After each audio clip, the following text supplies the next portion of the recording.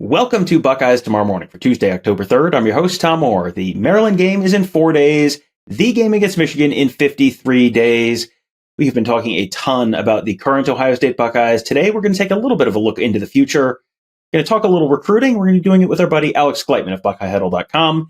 He has been very busy covering decommitment. There is a possible flip coming, potentially, maybe. We'll talk about that from an SEC team. Got to talk about what's coming for the rest of the 2024 class. Maybe even some visitors coming this weekend for the Buckeyes home game against Maryland.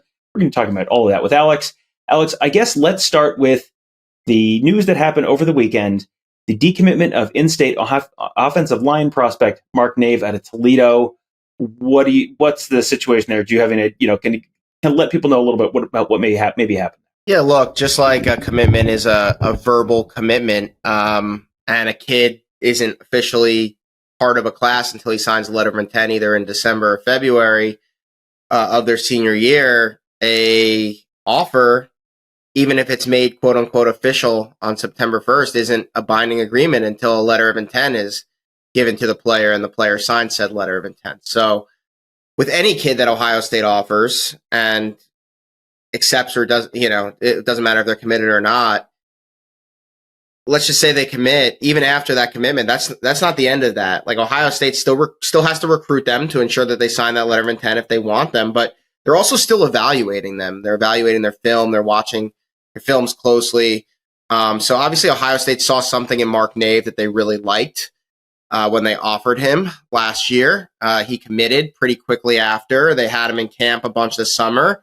But I think he was always someone. Obviously, he was a lower ranked guy in the class. That doesn't always matter. But I think he was always someone where they saw something in him where they thought that they would just see growth from the point where he was at to now, from when they offered to now. And I think, just evaluating his senior film, going to see him play, things like that, I'm not sure that they saw the growth that they hoped and expected for throughout the offseason and into the season. So I feel like, at the end of the day, like clearly, Mark Nave's the one who announced he decommitted from Ohio State. I will say that I think the two sides agreed to part ways. Let's just say it like that. I think that this, you can say that this was definitely Ohio State driven, and they're not going to sign kids just to sign kids, even if they're from Ohio. They want to sign kids who they think can play at Ohio State, and if they don't think the kid is going to have a really good opportunity to get on the field at Ohio State, and they're honest with him and he can make his decision from there, I think that's probably what you're looking at this point. So I wish Mark the best of luck. I think he can still be a really good player. I just, it's not going to be at Ohio State. It's going to be somewhere else. And now Ohio State's got to go. And they got 3 kids in their O-line class committed. I think depending on what it's looking like as far as people coming back next year and what might be in the transfer portal, you're still going to look at a 4, potentially 5-man class. So they got to go out and they got to get someone, at least one more guy in the high school ranks before signing day in December.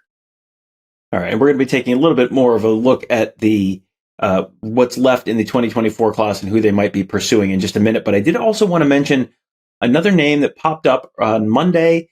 It is Amaris Williams, who is a defensive lineman committed to the University of Florida.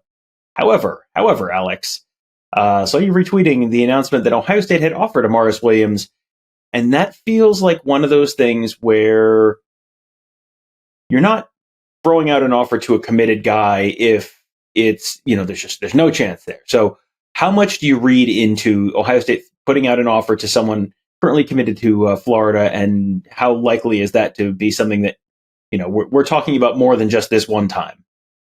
Yeah, I mean, I think I had heard that they had been looking at him as a target and had been talking to him and communicating with him. And I think to your point, Tom, like you're not offering someone at this point in the process if you don't think that there's a realistic chance that you could get them. So I think that the feedback they've gotten from Amaris Williams and his camp is that he's receptive to exploring the opportunity at Ohio State and seeing if that's a better fit for him than Florida. That means the door is open for the flip. That doesn't mean the flip is going to happen. I think the next step is getting him on campus for an official visit. I would guess that I have to talk to the kid. I haven't had a chance to do this and I haven't looked into it, his schedule, anything like that. I guess if he's free Getting him in for the Penn State game would probably be a good game to do that. If not, Michigan State game is a night game in November, so that could be a good one as well. And I know they're going to have Jordan Seaton in that weekend too, so that could be a big weekend. But yeah, Penn State's going to be a huge weekend, potentially a night game. That would be an electric atmosphere, top 10 game. I think that's probably the next step. And if that visit goes well, which I think it would, and this is going to be kind of a two-way interview. We want to see how the kid fits in with the culture and the players and how he acts on his visit. So Ohio State will be learning just as much about Amaris as he'll be learning about them. But I think this is heading in a direction where I think a flip could happen. And probably if I had like gun to my head, I'd probably say they end up getting this done. But I want to see that visit be scheduled, happen first, and then we'll go from there. But I would bet on Ohio State, just knowing the way they operate with extending these offers at this point. I think that they feel that they've got a shot, and if they get them on that visit, I feel pretty good about their chances. All right, so that is one potential addition to the 2024 class. Alex, last week in his ADAC column, which is an exclusive feature for Buckeye Huddle members on the Huddle board, there are members-only board, wrote a bunch about other names to know that might kind of help round out this Ohio State class. Buckeyes obviously looking to take a relatively big class by their standards this year. Still a few holes to fill. You mentioned earlier a couple offensive linemen, 1 to 2 more offensive linemen they might want to add. Who else, Alex, are names to know that you think are maybe the most likely folks to join the 2024 Ohio State class before all is said and done? Yeah, I think, they don't need one necessarily, but at wide receiver, I think you've got to look at Chance Robinson, Miami commit from St. Thomas Aquinas in Fort Lauderdale, Florida, school very familiar to Ohio State. He came in for a visit a few weeks back. I think it was the Youngstown State game or Western Kentucky. I can't remember now. I think it was Youngstown State. But either way, I think they're trying to get him back for an official visit for the Penn State game. He's definitely someone to watch. Obviously, Amaris Williams, we just talked about on the defensive line. I think, they'd love to add a true edge because Williams is more of an inside guy. So I think they'd love to add a true edge. Marquise Lightfoot, a guy who they almost had the first time around, committed to Miami. There's been talks about a visit for the Penn State game. So he's up there. I mentioned Jordan Seaton, offensive lineman. I wouldn't be shocked if they start looking at some other linemen as well, especially with Nave out of the class. Some new names might pop up, but I think Jordan Seaton visiting for the Michigan State game is kind of, I don't want to say they're putting all their chips in that basket, but I think that they're starting to feel more optimistic about their chances there. So he's one to watch. Nick Rodriguez, another St. Thomas Aquinas star. He took an official visit over the summer. They weren't ready to take him. He committed to Missouri. He took an unofficial visit for the Youngstown State game. And that was really interesting. They've been pushing for a commitment there. They were able to flip Eric Mensah, who took an official visit that weekend. He was a Virginia Tech commit at the time. Rodriguez was the other flip candidate there. He visited Missouri the next week for that epic game-winning field goal win, which had to make him feel good about, just the Tigers and being on campus that weekend. It's been pretty quiet on that front, so I'm starting to feel less optimistic about their chances there, but he's definitely one to watch. And then I would say at defensive back, they'd love to add another safety. Terion Nichols, an in-state guy, is someone who they quote-unquote offered. He didn't have a committable offer, pledged to Kentucky. I've talked to Nichols this past week. There has been communication there. He's not sure if there's going to be a visit yet, but I think Ohio State, if they watch the film, they like what they see, they think he could be kind of a deep safety. Maybe a guy who can play corner, play safety, play in the slot a little bit, like Jordan Hancock's doing this year.